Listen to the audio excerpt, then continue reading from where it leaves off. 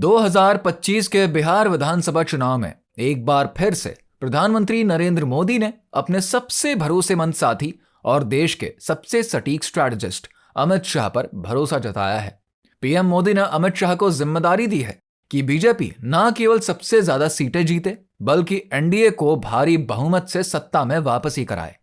यह फैसला दिखाता है कि मोदी को शाह की राजनीतिक समझ, संगठन चलाने की क्षमता और कठिन से कठिन चुनाव को जीत में बदलने की ताकत पर कितना विश्वास है। मोदी के विजन के तहत अमित शाह ने जमीनी स्तर पर पार्टी संगठन को मजबूत करने, बूथ मैनेजमेंट को दुरुस्त करने और हर विधानसभा में कार्यकर्ताओं को फिर से एक्टिव करने की पूरी तैयारी शुरू कर दी है। अमित शाह अपने माइक्रो और मैक्रो लेवल के गेम प्लान के लिए जाने जाते हैं। वो एक साथ दो मोर्चों पर काम कर रहे हैं। एक तरफ वो लोकल लीडरशिप और सोशल ग्रुप्स को जोड़ रहे हैं, दूसरी तरफ जनता के दिल को छूने वाली नैरेटिव तैयार कर रहे हैं। जुलाई महीने में जब उन्होंने बिहार की जिम्मेदारी अपने हाथों में ली तो पहले उन्होंने पूरे राज्य को 6 जोन्स में बांटा। पटना, मगध, सारण, तिरहुत, कोसी और पूर्णिया, भागलपुर, मुंगेर जोन। हर जोन में अलग अलग स्ट्रैटेजी तैयार करी गई ताकि बूथ लेवल तक वोटिंग पैटर्न को समझा जा सके। सितंबर में अमित शाह ने पटना में एक बड़ी मीटिंग करी जिसमें कि 40 से ज्यादा सीनियर नेताओं ने हिस्सा लिया। इस मीटिंग में विधानसभा उम्मीदवारों की लिस्ट भी अमित शाह को सौंपी गई।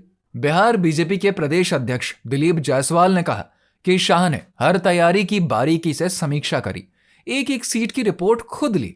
अमित शाह ने इस बैठक में साफ कहा, एनडीए बिहार में 160 से ज्यादा सीटें जीतेगा। और जब शाह ऐसा कह देते हैं तो यह सिर्फ दावा नहीं होता, ये प्लान होता है। अब हम बात करते हैं अलायंस की। महागठबंधन अभी तक सीट शेयरिंग पर सहमति नहीं बना पाया है। कई सीटों पर उनके ही उम्मीदवार आपस में भिड़ रहे हैं। यह दिखाता है कि विपक्ष के अंदर गहरे मतभेद हैं। वहीं दूसरी तरफ अमित शाह ने एनडीए में पूरी एकता बनाए रखी है। उन्होंने हर सहयोगी पार्टी से बात करके सीटों का बंटवारा इस तरीके से किया है कि कोई भी असंतोष ना रहे।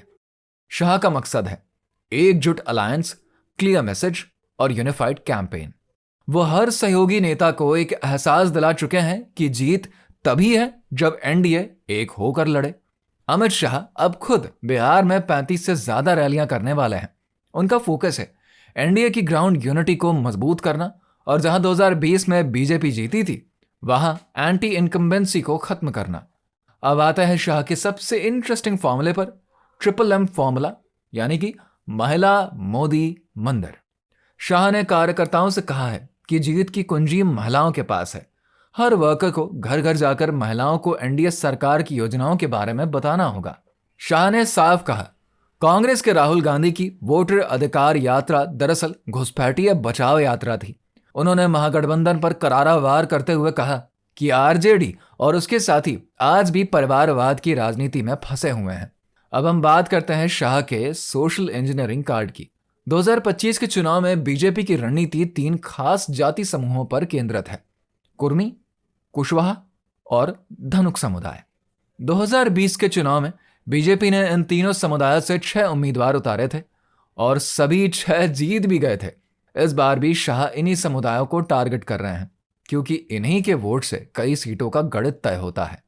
अमित शाह जानते हैं कि बिहार की राजनीति सिर्फ नारेबाजी से नहीं बल्कि समाज के हर तबके को साथ लेकर चलने से जीती जाती है और यही उनका सबसे बड़ा स्ट्रेंथ है, डेटा बेस्ड माइक्रो मैनेजमेंट और इमोशनल कनेक्शन का कॉम्बिनेशन। आज जब विपक्ष अपने ही अंदर उलझा हुआ है तब शाह मैदान में उतर चुके हैं। प्लान तो क्लियर है, टारगेट सेट है और मैसेज साफ है। बिहार में एनडीए 160 के पार। अमित शाह का ट्रैक रिकॉर्ड बताता है कि जब वो किसी चुनाव को अपनी कमांड में लेते हैं तो फिर पूरा चुनाव एक मिशन मोड में चला जाता है। अब देखना यह है कि बिहार की इस सियासी जंग में अमित शाह का यह मास्टर प्लान फिर से मोदी शाह की जोड़ी को ऐतिहासिक जीत दिला पाएगा या नहीं।